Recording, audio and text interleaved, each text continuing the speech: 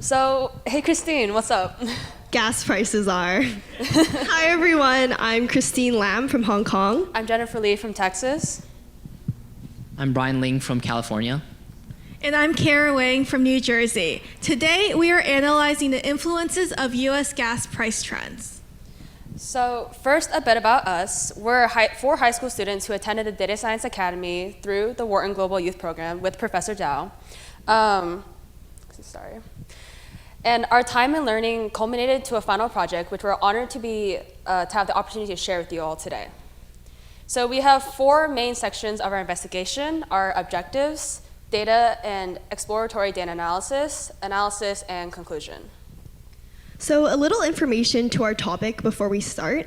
When we started our investigation this past summer, it was when gas prices in the US were at an all-time high and with very high fluctuations as well.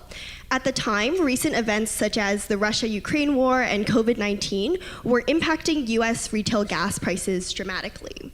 So many Americans, as I'm sure you all know, were feeling the effects of these expensive costs and couldn't help but wonder, what factors are affecting these prices? So we thought it would be interesting to look at what might be causing this unprecedented rise, and this is what we centered our project around, which you'll see in our data, exploratory data analysis, regression that we performed. So with all that in mind, we asked two questions that we aim to answer by the end of this investigation. Firstly, what factors affect gas prices? And secondly, why are gas prices so high? So to answer these questions, we did a bit of research on gas supply chains to better understand what variables we may need to predict gas prices, and came up with the following categories. Firstly, economics, which includes imports, exports, production, and consumption of oil and gas. Energy, which includes consumption of other energy types, as well as CO2 emissions. Weather, which we analyzed by 4 seasons, each season containing 3 months of the year. And Google search trends on the words oil and gas. So given all of these factors, we looked for data that may be related to these aspects of the supply chain and ended up getting our data from these 5 sources. So our data set has longitudinal data from January 2000 to June 2022, which we assembled together by joining 38 variables from all of those different resources together into one total data set. These variables are descriptive data from the previously mentioned sources, and from this data, we decided our explanatory features and response variable. From our research and goals, we decided to make a response variable the average gas price of premium and regular gas in the US, in US dollars per month. First, economics. This category includes domestic oil production, consumption, imports and exports from each country, and other financial information like the US median income and poverty rate. After seeing these factors graphed out, we found some interesting observations. In this graph comparing all imports of oil to the US over time, we can see that the US imports the most oil by Canada by far. And surprisingly, that the US doesn't import much oil from Saudi Arabia. In this graph comparing oil consumption, production, imports and exports over time, we can see that oil consumption is relatively consistent. Domestic production and exports have generally the same behavior, and over the years, there has been a drop in imports of oil to the US. Moving on to energy, we decided to include different consumption levels of energy types, as well as CO2 emissions in specific sectors.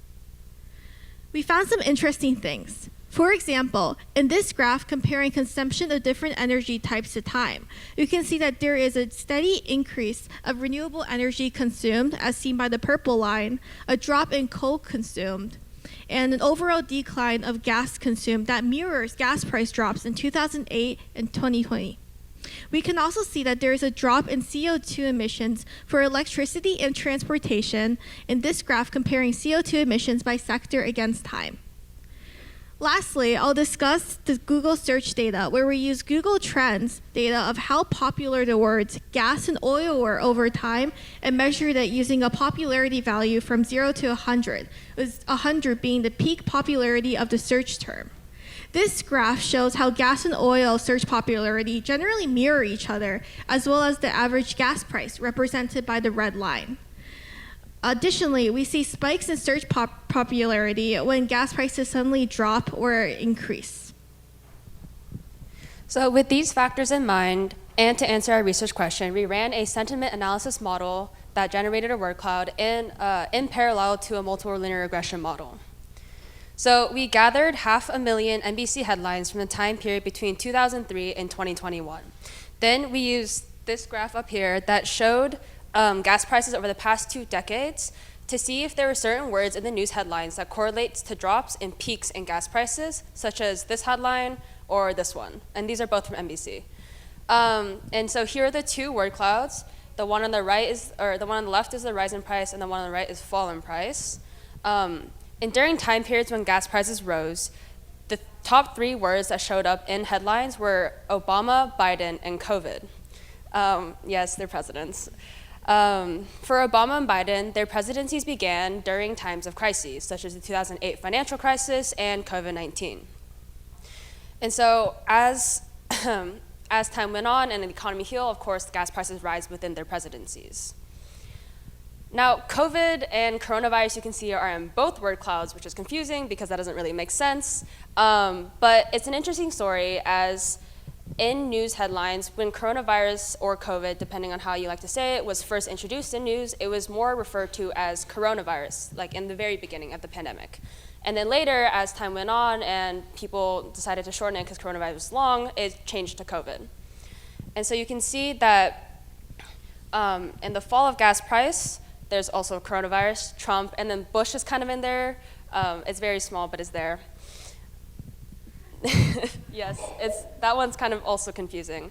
But of course, with coronavirus, the pandemic happened, people stayed inside, people didn't need to go outside and use their cars, so gas prices dropped dramatically. And then of course, consequently, Trump also, his presidency was during the time of COVID, so he's also associated with lower gas prices. For Bush, though gas prices may have doubled within his presidency due to events such as 9/11 and US oil production falling, he's still kind of associated with lower gas prices, though much less so than coronavirus and Trump, as seen by the size of the words. For our multiple linear regression, we use LASSO, which is a modern, efficient model selection tool, and we use it to find the most significant variables. So from a preliminary list of 35 variables that we were interested in exploring, we ended up only choosing 10 significant factors using this selection model. And before drawing conclusions from a regression and analysis, though, we first need to make sure our models follow all the assumptions and checks. So the residual plot shows mostly random scatter, and the QQ plot follows the line loosely, and so we can proceed with our analysis. Additionally, we also use the random forest model to predict prices, but due to time constraints, we won't be able to get into it today. So what did our analysis show us? Our 10 factors gave us some interesting results, but we'll highlight the most important ones here. We found that when US median income increased, gas price would increase by $0.09 per gallon. This is because when people's income increases, it means that they have more money to consume gas and gas-related products like cars, therefore increasing the demand of gas and raising gas prices. We also found that when oil imports to the US increased, gas prices would also increase. This is because when oil imports to the US increase, gas prices have to reflect the increased supply chain and transportation costs, leading to higher prices. We also found that CO2 emissions for each sector, including transportation, electricity, and commercial sectors, affect gas prices in small but varying ways. For example, the transportation and electricity sector have a direct relationship with gas prices, whereas the commerce sector has an inverse relationship with gas prices. These emissions indicate demand for oil, which, depending on the sector and how much it demands, make gas prices increase or decrease. Another variable we looked at was oil rotary rigs in operation. So we found that an increase in the oil rotary rigs in operation also led to an increase in gas price, and we hypothesized that this is because a higher amount of rigs in operation signify higher demand for gas prices, thus increasing gas prices. And lastly, we found that during winter months, gas prices would decrease by $0.01. This is because in the winter, people tend to drive less due to shorter days and worse weather. And gas is easier to produce in the winter because gas in the summer is required to have costly components that make gas less prone to evaporation, all meaning that gas is going to be cheaper in winter. So given all of that, with our model, we were able to answer our questions of what factors affect gas prices. But there are limitations to our findings. In our data cleaning process, we needed to drop many columns that had null values and had come across some issues when combining data sets together, meaning that we weren't able to fully account for some of the variables. Additionally, we weren't able to fully take into account the variable of time in terms of months or year. Rather, we only use seasons as an indicator for it. But in conclusion, our results do give us some insight into how to potentially lower gas prices in the future, since everyone loves lower gas prices. Firstly, we found that gas prices are generally lowest during winter months, so we can try and plan around this fact to minimize our losses. Secondly, importing more gas into the US generally correlates with raising prices, with the amount imported from Canada having the biggest impact of them all. Therefore, if you see a news headline while surfing the web or extremely high gas imports in 1 month, more expensive gas prices should be expected, and we can plan around that as well. Finally, CO2 emissions of the commercial, electricity, and transportation sector also affect gas prices, with electricity having the biggest impact. So if the US is able to lower the electricity sector's CO2 emissions, lower gas prices are also likely to result from this.